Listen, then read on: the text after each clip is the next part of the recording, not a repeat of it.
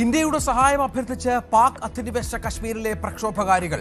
മാനുഷിക പരിഗണന നൽകി ഇന്ത്യ സഹായങ്ങൾ എത്തിക്കണമെന്ന് ജോയിന്റ് അവാമി ആക്ഷൻ കമ്മിറ്റി നേതാവ് സർദാർ അമൻ ഖാൻ. പൂഞ്ച് ദോഡ മേഖലകൾ തുറന്നു നൽകാൻ ഇന്ത്യ തയ്യാറാകണമെന്നും ആവശ്യം. POKയിൽ പാക് ഭരണകൂടത്തിനെതിരായ ശക്തമായ പ്രതിഷേധം തുടരുന്നു.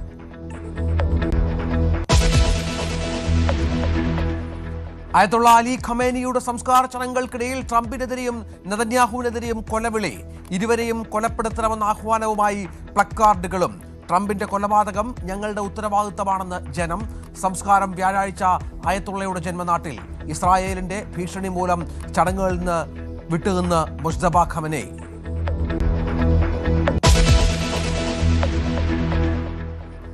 ആസൂത്രണ ബോർഡ് പരീക്ഷാ തട്ടിപ്പിൽ അന്വേഷണ ചുമതല ആഭ്യന്തര വിജിലൻസ് SP-ക്ക്.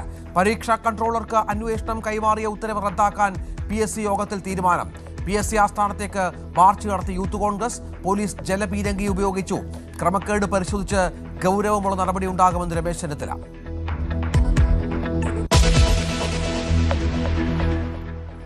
ഉപനേതാവിനെ തീരുമാനിക്കാനാവാത്ത പ്രതിസന്ധിക്കിടെ LDF യോഗം ചേരാൻ തിരക്കിട്ട നീക്കം.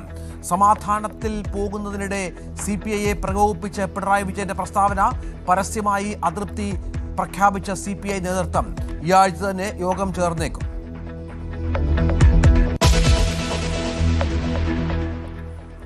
UDF പ്രവേശനത്തിന് പാലയിലെ ഭരണ പ്രതിസന്ധി ജോസ് വിഭാഗം സാധ്യതയാക്കുമോ?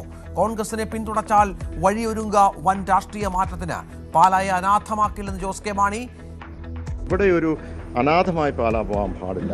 കഴിഞ്ഞ 6 മാസക്കാലമായിട്ട് സ്വതന്ത്ര മുന്നണിയുമായി ബന്ധപ്പെട്ട് അവരെ ചില തീരുമാനങ്ങൾ ഡിക്റ്റേറ്റ് ചെയ്ത് പോവുകയാണ്. പക്ഷേ അത് പാലായുടെ വികസനത്തിന് വളരെ ദോഷകരമായി ബാധിച്ചിട്ടുണ്ട് എന്ന് പൊതുജനം പറയുന്നു.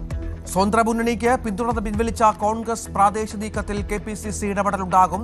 പത്തനംതിട്ടയിൽ കേരള കോൺഗ്രസ് വിട്ട് 100ഓളം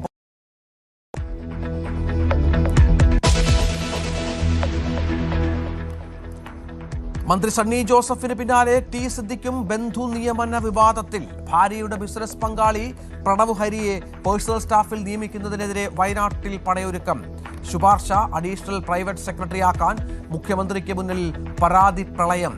കത്തയച്ചും നേരിട്ട് കണ്ടും യൂത്ത് കോൺഗ്രസുകാർ.